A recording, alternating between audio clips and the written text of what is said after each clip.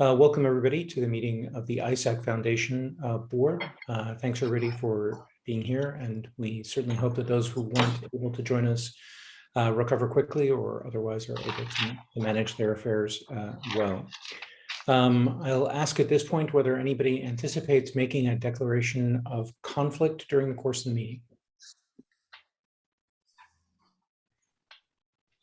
Hearing none, I think we can go ahead then with a quick review of the agenda.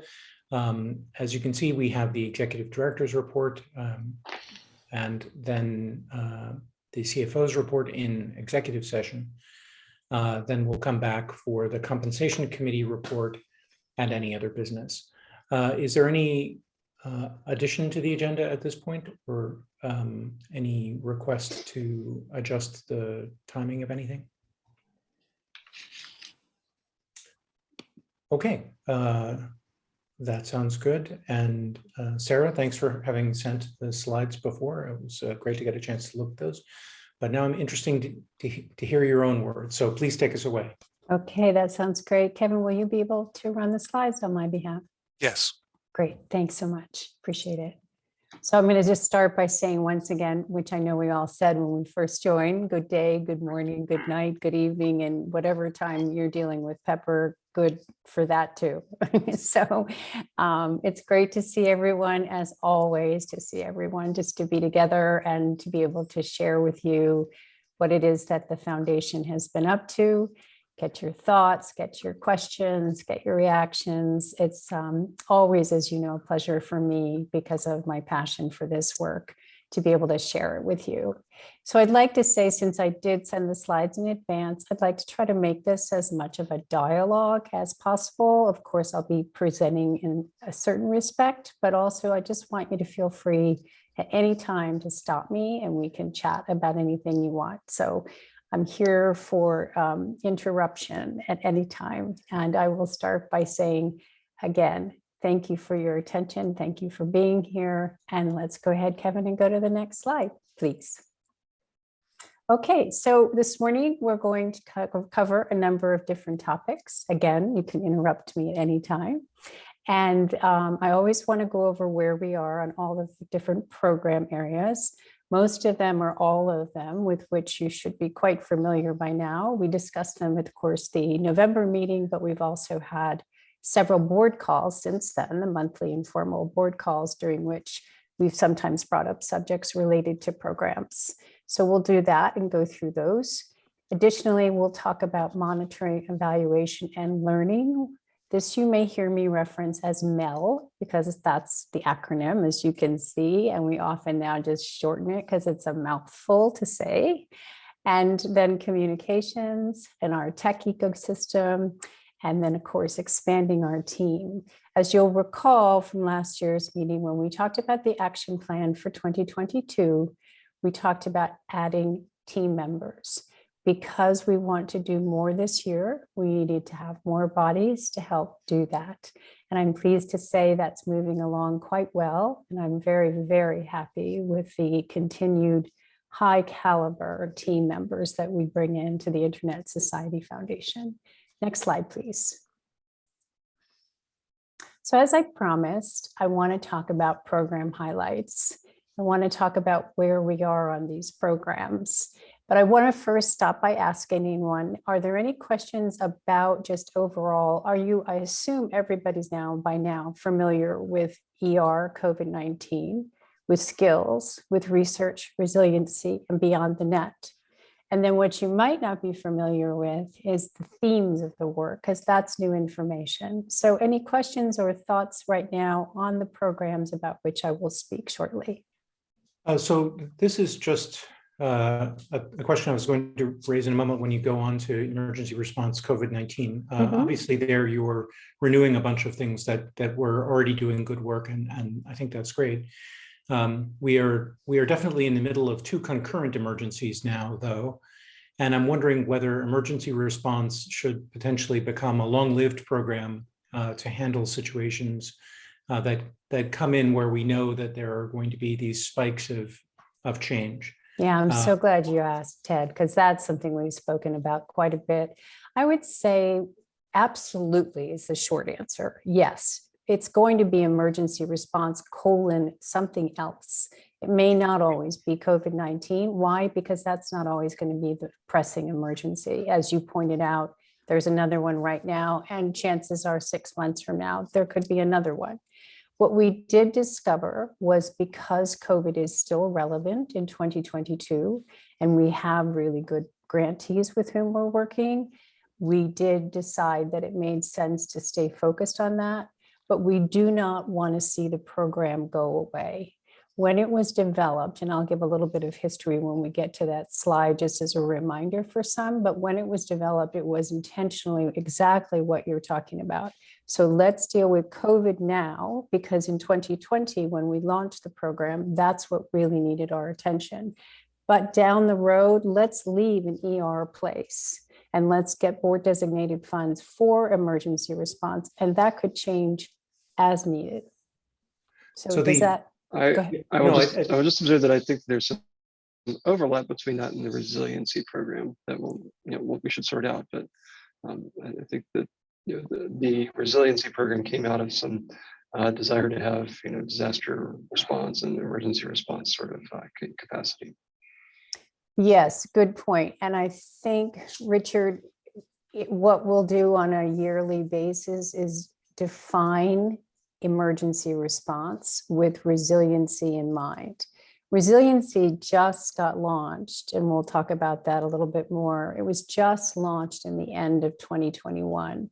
So we're really just starting to see how that whole thing works. And as you know, there's a component to that program that involves chapters. So part of that program is not only testing, can we get communities ready so they're more resilient when something hits, and can we do it with chapters? So we're looking at two different things when we're looking at that program, which is why at this point right now, we're not defining exactly yet what resiliency will look like going forward. We're going to see how this year goes with the 3 grantees that we have. Does that answer your question? Okay, cool. And Ted, yes. Just one last point, and I think what we might be looking for is an understanding of, if we're changing the ER program to be a different focus as needs arise, and that certainly seems to be the right thing to do. And I'm appreciative that you've already been thinking about how to do it. How to make sure that the rest of your process, which involves experts evaluating it, has the right people for each one of these as you go forward, right? Because clearly the situation in a refugee camp is different from the situation in, a COVID response hospital, right? So we need to know different things to make sure that we're engaged with the right people, having the right impact. And so thinking about how you bring people on board and what rate of people you need to have on board, maybe kind of the structural piece of this that we should talk about, and see if there's any other help we can give you. I believe you can always give us help when it comes to what we call the IPRC, the Independent Program Review Committee. We are constantly calling upon people, different people, depending on the programs. We don't ever want to burn anybody out because we ask them to do quite a bit. So sometimes we'll have experts for one cohort of program, but then maybe we'll switch on the next one. It just depends on what the workload has been for them. The same rules would apply for this, that we would only bring on experts that we know really have, disaster. I consider very fortunately have done a lot of work in disaster relief with American Red Cross and also with FEMA. And of course, some of the work I did with American Red Cross, to bring up your example, did have to do with refugees. So there are people out there that I still know, for example, that I could call upon if that was what we decided we wanted to do, to deal with a situation like Ukraine. But we can also always use recommendations from other people as well. We spend a lot of time researching and finding people, but there's no such thing as too much help when it comes to identifying the right people, because the IPRC piece of our work is critical. It says exactly what we need to say about the foundation, that we're objective and we're transparent. And that's why we put that system in place. Thanks very much. Okay, so these are the programs about which I'll speak. And then, as I mentioned, identifying themes in our work is the new area about which I'll speak. And Ted, this actually goes to a point that you brought up at our last meeting. And so I'm excited to share a little bit more about what we're doing there. So Kevin, next slide, please. All right, so we talked a little bit already about emergency response COVID-19 for 2022. Could be something else after that colon in 2023, and likely will be. And we'll have the right IPRC looking at the applications. But what we are thinking about doing is renewing the grants. And this was another thing that we heard from the board, that perhaps we need to do different things depending on the type of grant, do longer grants. So for example, when we launched this program in 2020, I don't think any of us thought that we would have a second anniversary of living with COVID at the time. And as you'll recall, the whole way that this program was designed was Sarah sitting down and saying, I can't ignore the fact that the internet is needed right now for this COVID situation. Went to the board with a proposal. Can we devote some funding to it? Yes, we can. Let's make this thing happen. And we did. So we had a cohort of 4 in the first year, and then they concluded, and we wrote a great report, which you can find on our website, talking about the work that they did, and it was successful. But this year we watched these new 4, which came about in 2021. And some of them were thinking, you know what, they need to keep going. They shouldn't stop just because the year is over. We need to think about renewing them. So since this is the first time we've really looked into this type of thing, we are designing a renewal process. So I'm working with Say and with legal, with Ilona and her team, to see what do we need to consider before we do a renewal? Well, obviously there are reports. What have they reported on? What have they shown us? But also really important to me is the financial aspect of it. So what we need to do is make sure that we do a really good review of how they spent the money. So this is something with which I would be working with Say's team. And we've actually done it one other time because we were thinking of giving a grant to somebody else that had already been given some money. So we have a system, and she's actually tightened it up quite a bit for me. And she and I are working on it together right now. And then we'll be speaking with legal as well on this whole thing. Actually, we've already started speaking with legal, but we need to get a really tight renewal process with which we're comfortable. So we're going to start it with ER, but we could also possibly do it with other programs once we have it down. So let me stop there again and see if there are any questions or comments.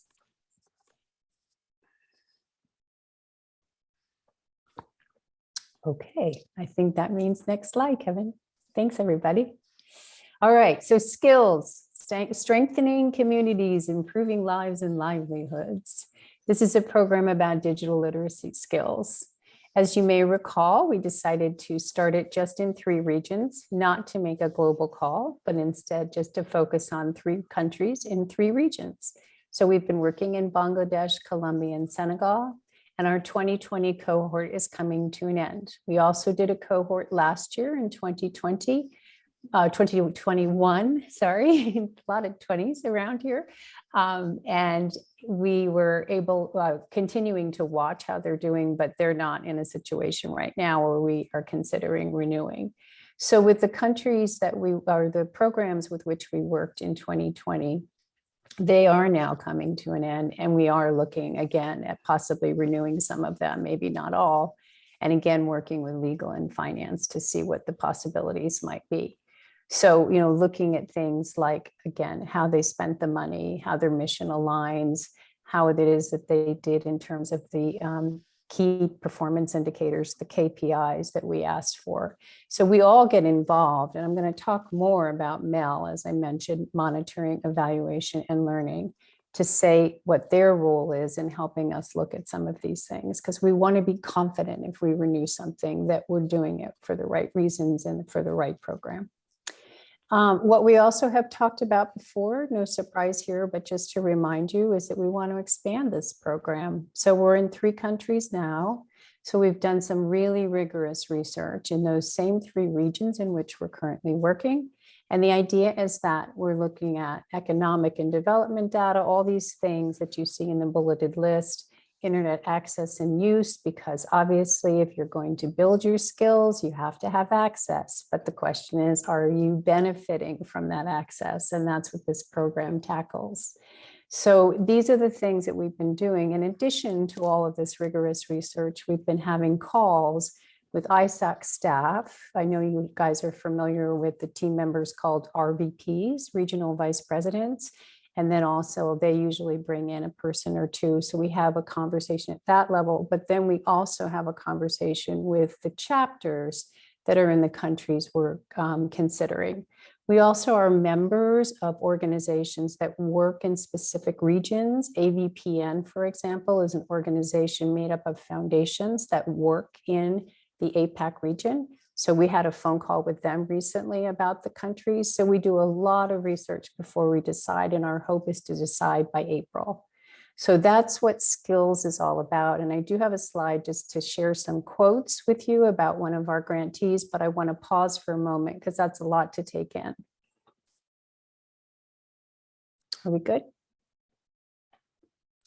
I just did have one question. To what extent are many of these kind of regional groups, like you mentioned the one for APAC, which obviously has several different language families in it. This is an issue in Africa as well, where you have not just the previous colonial languages, but many different language families that are native to the area.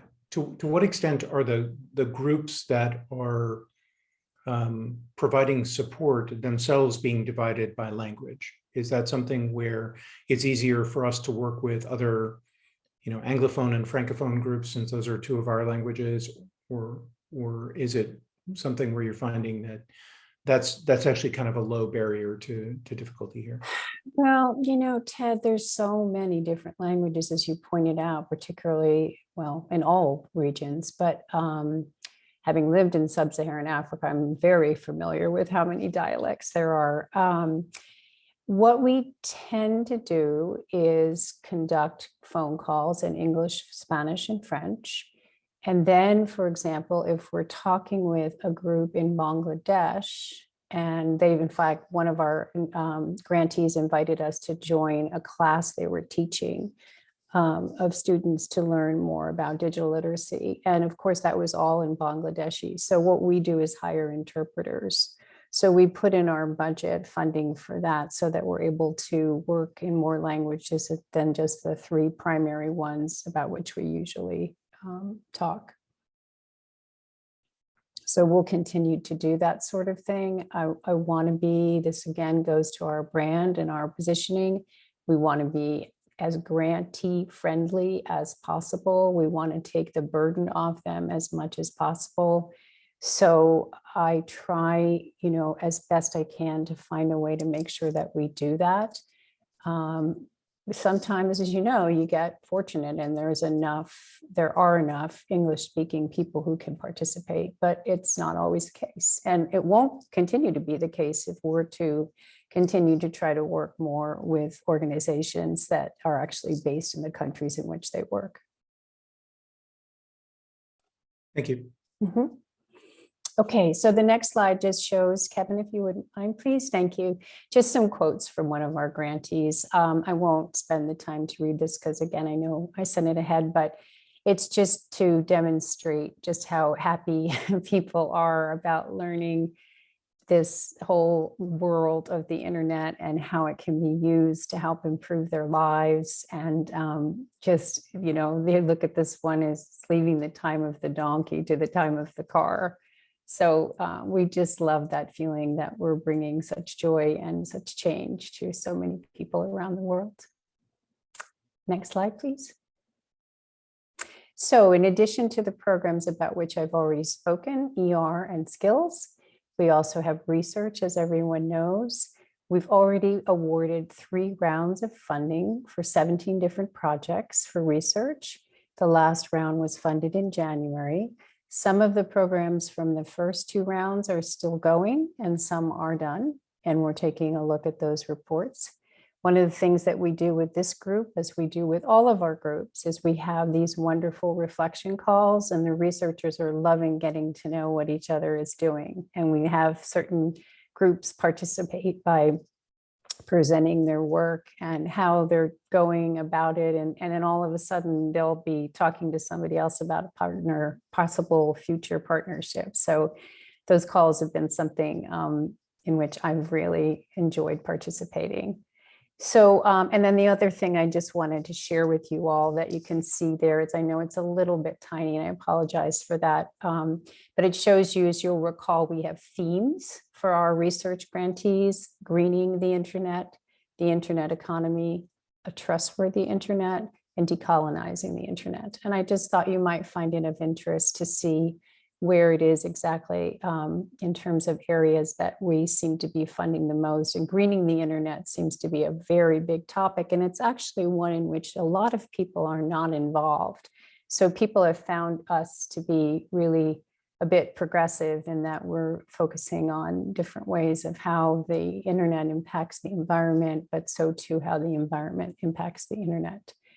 And then you see what the other ones are, and certainly the internet economy is one that's starting to grow as well. So that's the research program, feeling good about that. And we're actually continuing to get more and more applications. That's one of the few programs that we have that doesn't have a start and end date. So we continue to have like a little pipeline at all times. As Ilona knows, we recently started speaking with her about some of the newer ones that are in the pipeline. So she's helping us review some of those. So that's research. Questions? Okay, let's go, Kevin. Next one. All right, in addition to those 3 programs, we also have resiliency. And I know that Richard had raised the fact that this could possibly be something that could overlap a bit with ER, and we have to think about that. But as I mentioned, it wasn't until November of last year that we actually awarded the organizations, and it takes time to get things up and running. But the things, as I mentioned earlier, that we're testing here is how are we doing in helping these vulnerable communities prepare better for a disaster that we know will hit at some point. And we're also looking at how relationships between organizations and ISOC chapters are working. And so we have 2 organizations that are working with a number of, well, up to 9 ISOC chapters, and we'll take a look and see how that works. So any thoughts or comments on resiliency? All right. Next. So this is just sort of a brand thing. Sure. As you mentioned, one of the things that we're trying to do is to build the foundation's brand. But I think one of the other things we would like to do is to show the society when the foundation and the chapters are working together. And I think this is a great example of this, because it's one where it's a main thrust of the foundation's granting. And so it's not the chapters asking for administrative or small areas of program, but it's really part of the main thrust. So I really hope that we can bring this to the fore when people talk to us about why these different elements of the society are working together. So I think it's really a great program, and it's great that the chapters are involved, and maybe we should be helping other people understand why that's part of the success of this. Yeah, so on that, like I said, Ted, we're still testing a bit to see how it's going. I see Andrew has a hand. I'm sorry, go ahead, Andrew. Well, it also would be very valuable if trustees pointed this out when those conversations came up, because in conversations, the chapter leaders list frequently is addressed to people in the board, and it's valuable if the board reminds people that these programs are there, because it doesn't always happen. And it's a little vexing, I think, to some of the staff to think like, we're just sort of left holding this. And there's a lot of grumbling from some people in the community who seem not to know that we've developed a bunch of programs that are exactly trying to address the concerns that they have. So I don't anticipate that the whole community is going to watch all of these presentations all the time, but it would be good if some people got that feedback from time to time, because I don't think they're hearing it. That's a good point, Andrew. Thank you. Yeah, in any way that we can. I mean, we always make these announcements. And of course, once we've gotten to a closer or a further along point with resiliency, we can certainly communicate some more about how that's going. But, I'll remind you as well that for research, we gave an $80,000 grant to the Zimbabwe chapter. So we are trying to involve chapters to the greatest degree possible in our other programs. Louise, you have a question? Sorry about the mic. It's okay. Yeah, rather than a question, is just expanding Andrew's point. One of my general comments that I was keeping till the end is that I like the idea that the foundation is not just about money. Yes, that people are perceiving that the ISOC Foundation is more than money, that is doing many other things. And this, for example, this resiliency project is quite relevant. Maybe the only suggestion I have is to try to implement something related to peer-to-peer learning, cooperation, so they can develop new proposals in this area. Yes, and not always thinking that everything will be centrally solved by your staff. Yes, so maybe as the foundation, you need to think how to implement peer-to-peer learning. Yes, or peer-to-peer supporting. Yes, and I agree with Andrew. The perception within the chapters first is money. Yes, how much money the foundation has, but then some comments I have had are related to how it works. Some people are still lazy to read all the documents explaining how you apply for each of the programs the foundation has.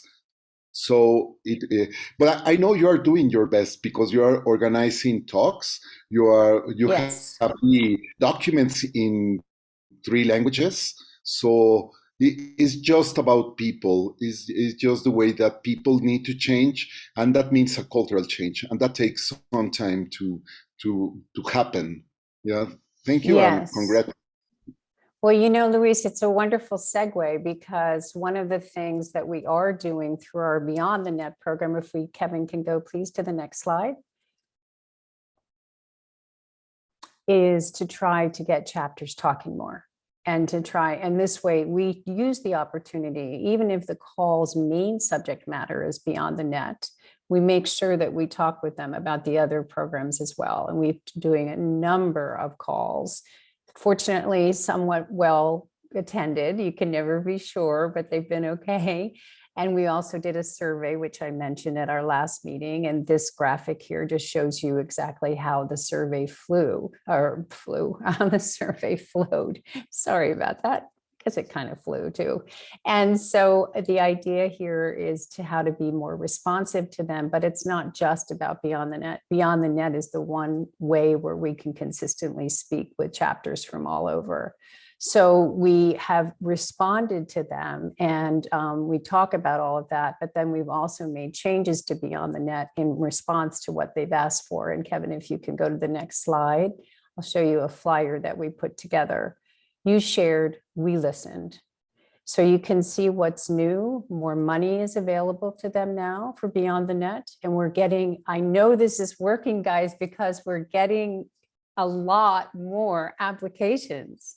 I've noticed, particularly in the large category, that they're starting to really fill the pipeline. So this makes me really happy, because as you know, we struggled a bit with this last year. So you can see they're responding to that. We're giving them longer times to implement their grants, because they feel like sometimes the time frame was too short, considering, they're all volunteer and they're doing their best. And then more flexibility in terms of how many projects they can have. Now, this refers specifically to Beyond the Net, but it does not in any way exclude them from participating in other programs. So I think we'll keep going. Oh, we have a quick session. Go ahead, Louise. Yeah, just a quick question. When I was reading the report you kindly sent, I was thinking that maybe we have to consider a short event where people who are grantees may explain what they have achieved, how the support, but sort of a conference without being a conference, more like a gathering where people in a formal way may have exposure and also refer to the documents, because you produce a lot of information, Yes. very good information, but still I think people may want to say, well, with this money I did this and we achieved this and we're going for more, or we are going to complain about something. Yes. But it's just the space to provide this feedback in a different way rather than a survey. Yes. Well, we have been doing some of that, Louise, but we can always do more. And I'm conscious of the time. I had picked 45 minutes because I was hoping we would do exactly what we're doing, and that is dialogue throughout the presentation, which means less time for Q&A at the end. But let me go ahead and take you through the rest of the slides again. Stop me, we still have 10 minutes, so yay. Just real quick, here's one of the projects that we have been highlighting. It's community networks. And the best part of this is not only did they establish a wonderful Pumoja net in this area outside of, it's actually on an island in the DR, just south of the DRC, but they worked with an NGO, La Différence, and established a great community network. But more importantly, they trained people to make sure that you could maintain stability or sustainability of this network. So as we know, a key word in community networks is community, and the community needs to own this if it's going to be successful. And they need to own it beyond the end of the grant and find ways. So to train people to know IT skills, basic computer skills, ways to make sure that this continues is something to which we're very devoted. Next slide, please. So the themes that were identified as we looked at every single one of our grantees, right now we have 74 active grantees working in 58 different countries. Of course, that includes the active chapters as well as the ones from the other program areas to which I just referred. This is a list here of the themes. Why did we do this? This is actually in a direct response to something about which the board spoke to us last time. That is there a way for us to do more cross-portfolio gatherings? As I mentioned when I was talking about the research program, we're doing a lot of reflection calls and gatherings of people within a program area. But the idea is we want to expand it and see if we can get some crossover in the portfolios. So this is something, actually, Ted, you were the one who had raised the question. We think it's a great idea, and the grantees who we want to keep building community with agree that this is something they would like to do. So now we're going to have to figure out, okay, what do we do with this? If we know we have this many different themes, how do we figure out a way that's not too burdensome on the team nor the grantees, where we can give them an opportunity to exchange ideas? So thank you all for thinking of that idea, and we're implementing it. So okay, Kevin, we're just going to keep going because I don't want to run out of time. So operations, go ahead, we'll skip this. That's the overview slide. Okay, so monitoring, evaluation, and learning, MEL, is really important. And what I wanted to say here is a reminder that we're doing it on a number of different levels. We're looking at how MEL is going in grants, like what are you doing in terms of achieving your KPIs? We're looking at it in a program. How is the skills program doing? How is the resiliency program doing overall? And then the foundation, same thing. How should we thinking theme that I mentioned earlier about sustainability, given the length of programs and amount of funding? So we're asking questions. We call them learning questions because we want to learn from the questions. And this is something our monitoring and evaluation manager, Sue, and her new staff member, Sophie, are working very closely on all of these different levels. And we're very excited about the fact that we can be dedicated to this and see results of this. And just a real quick thing for the advisory committee members, I have invited our MEL team to our next advisory committee meeting because I'd like them to talk to you about the process through which they go to do this. I thought you might find that of interest. So, and I'm happy to share that with the full board at some time as well, but I thought I'd start with the advisory committee. And I know we have another agenda item with the advisory committee based on our last board call, but so there'll be two big agenda items. Okay, let's go talk about communications. Communications, this slide is about accessibility. We are so dedicated to make sure our website, social media, and everything we do in communications is accessible, that we are constantly learning and reading and finding out new ways. And the really cool thing that we did recently is I happen to have a friend who's blind, and he sat with us for a very long time, had his earpiece out so we were able to hear what his reader was saying. And Mohammed, this is something I really want to make sure that you know that we did this because you and I had talked about the importance of it. And what was great in that session, it was so revealing. Yes, he said, oh, you're doing this right, you're doing this right, your alt text for your photos are perfect length sentences, all this stuff.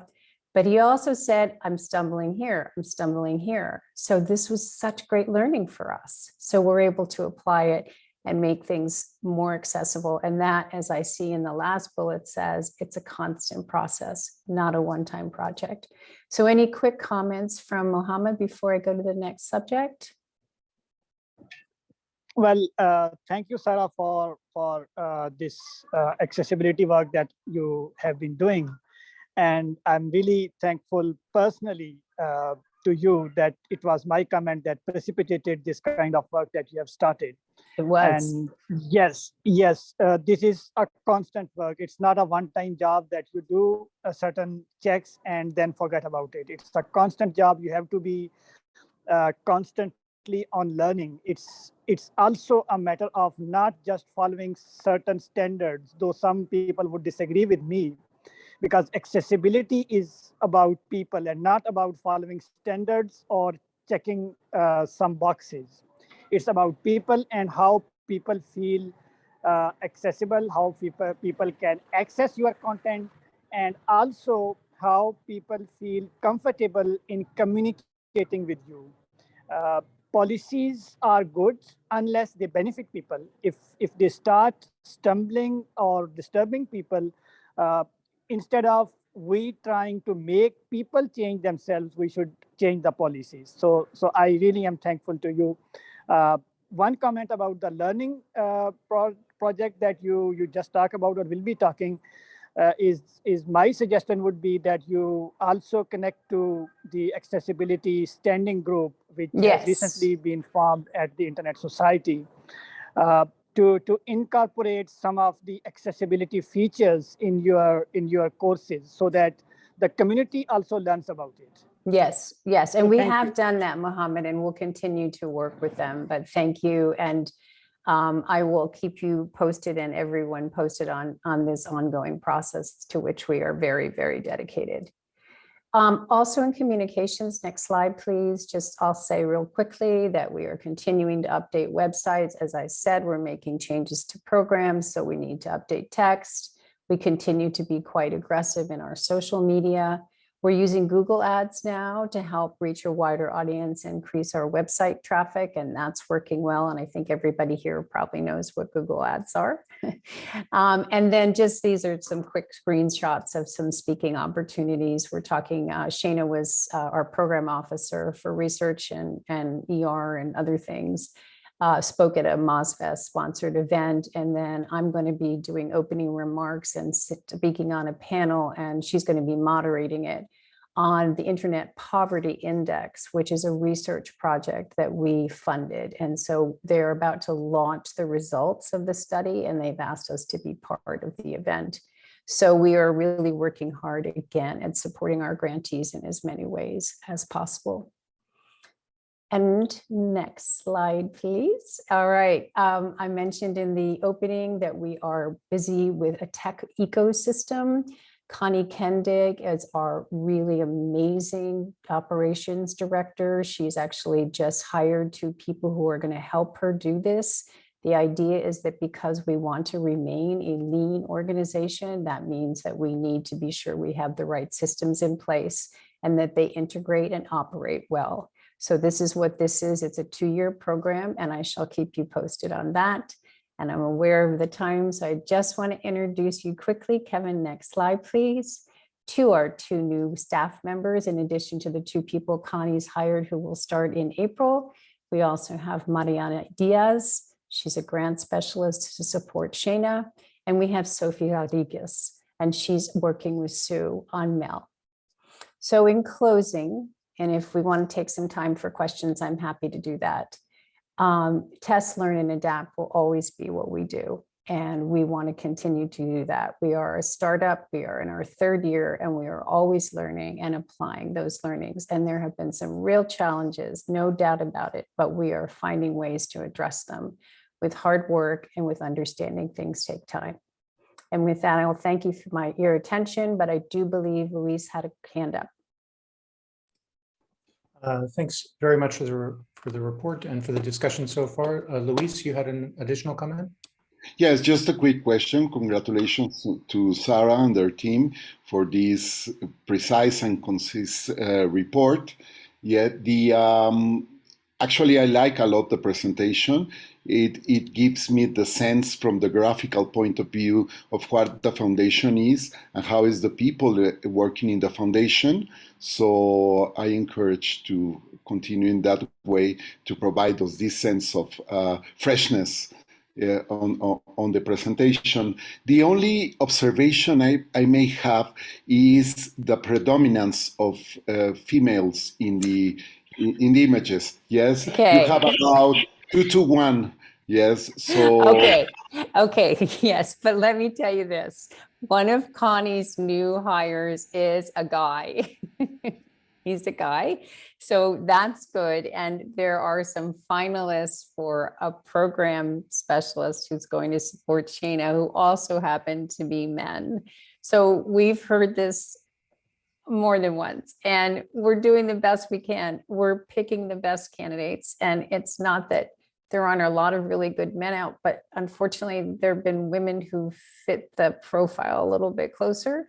But the good news is we're going to have 3 and possibly 4, and so it's growing. Okay, we're moving in that direction. Yeah, but great. Thank you. Yeah, my pleasure. Always my pleasure to meet with all of you. And before we move on from that point, I'll note that Laura said in chat, balances out the 99% of images in tech that are the other way, Louis. And I have to say that that's my experience as well. That it's occasionally refreshing to be reminded that the imbalance could at least go the other way. So most of the time there are situations where you have more men with beards than women, or more men named John than women, or whatever. So once in a while, it's not so bad to have these role models. Curiously, in Spanish, the word for foundation is female and the word for board is masculine. Oh, that's fascinating. Okay, so I know we're out of time. Can I have a quick comment? But yes, please. Go ahead, Mohammed. Yes, thank you, Sarah, for the good work that you and your team have been doing. We really are grateful. Sometimes probably you and your team might want to start a discussion with chapters, because I know there are, I was listening to the comments that Andrea and Luis were exchanging actually. This is regards to that, but sometimes there are some issues. I do understand the legal and other financial constraints that states have put on to transfer of funds, but it would be good if Internet Society can start a discussion, a discourse with the chapters, so that how these processes can be made easy. If there is something to be done by the chapters, they should start doing the work.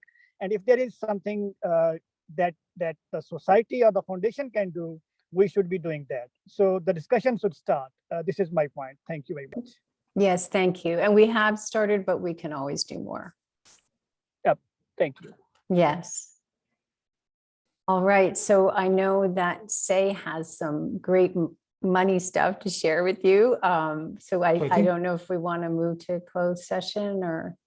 Yeah, so I'm just going to suggest that we actually take the compensation committee item now, since that occurs in open session.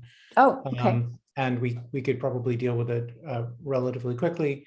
Kevin, could you put up the resolution? I did get one Yes. question from Luis, just a clarifying question on why these people were covered and not others, and I believe I've answered that offline. Luis, did that satisfy you? Yeah, sorry about my U.S. tax ignorance.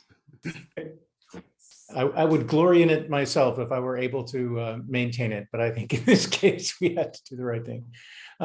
So the basic report notes, and you'll see a similar one for a later meeting, that the committee reviewed the CEO's performance evaluation of the executive director and made an assessment, including the approval of the total compensation, which means the variable compensation. And we reviewed the previously provided comparable market data from an independent compensation consultant. Lastly, the committee has approved the proposed 2022 performance goals for the executive director. There were a few minor modifications, but they were approved, and Sarah's accepted them. So I think we're good to go there. Any questions about the report? Yeah, since we've already approved the minutes of the meeting, I wasn't really expecting a lot from the committee, but okay, let's go on to the. Did you want to?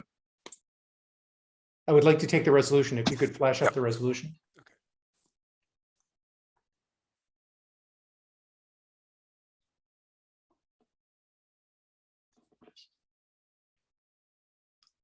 And Pepper, given to honor you for sticking with us despite the late hour, may I ask you to move?